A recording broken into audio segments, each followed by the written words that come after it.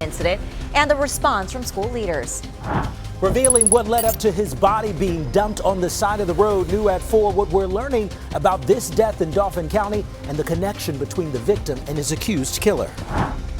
A lot of folks won't know what's going to be put here until they vote yes and sell this land. And at that point, we'll have to do a lot of damage control. Concerns over a data center in Lancaster County. The critical meeting tonight over the future of an innovation park.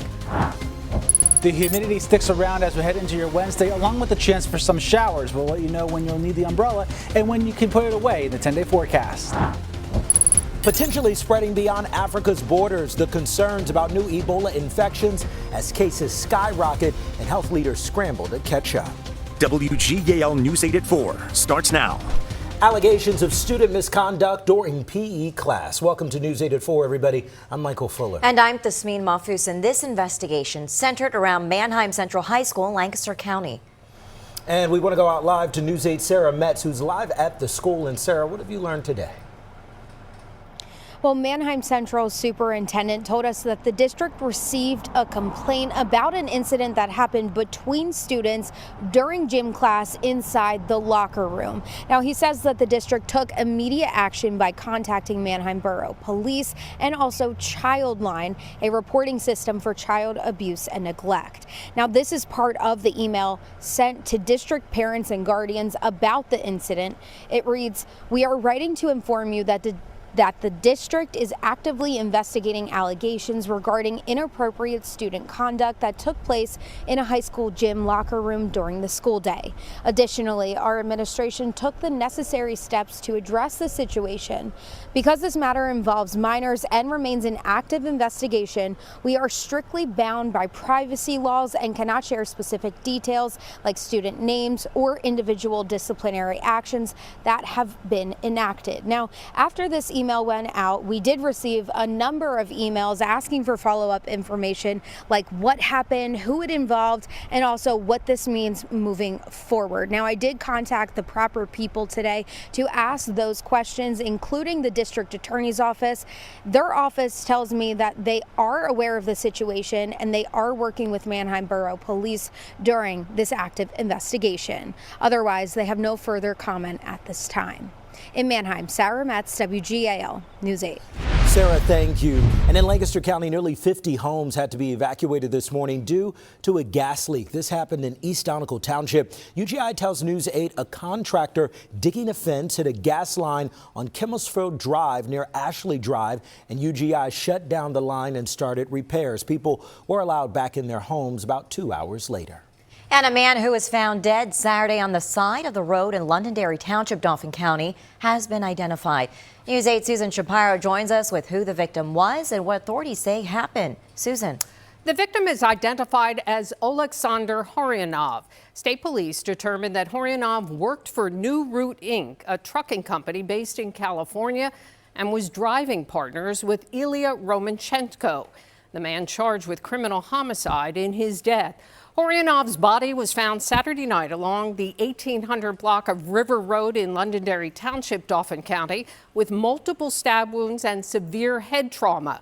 The affidavit says he told his boss that he had been in a fight with Horyanov and had left his truck parked at a Royal Farm store in Delaware County.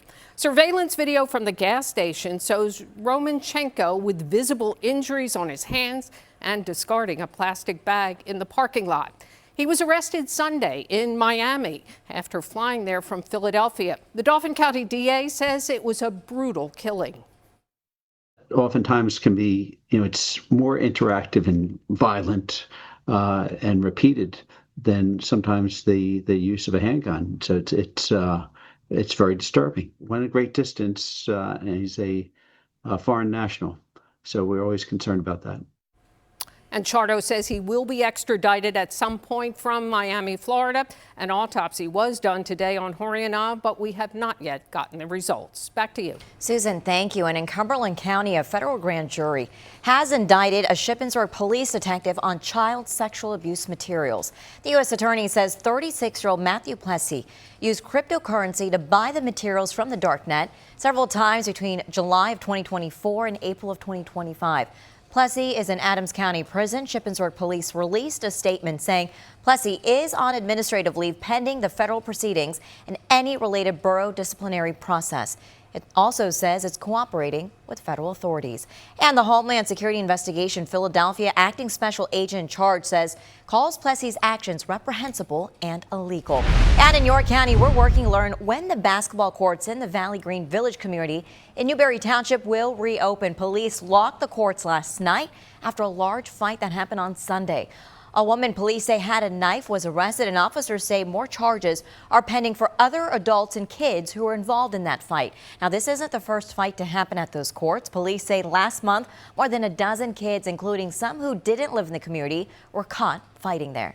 Well, the future of the former McGuinness Airport property in Columbia Borough is the focus of tonight's council meeting. It's gained so much attention that they moved the location of their meeting to the fire hall right next to the property. News 8's Bailey Martin spoke with residents who live on Manor Street today about their concerns ahead of tonight's meeting. Hey there, Bailey.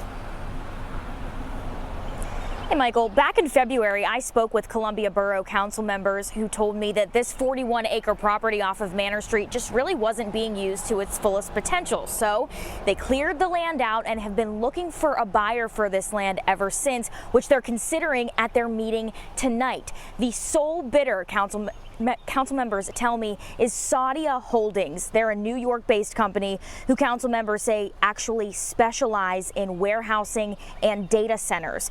Council set to vote tonight on a $6.3 million bid for the McGuinness property.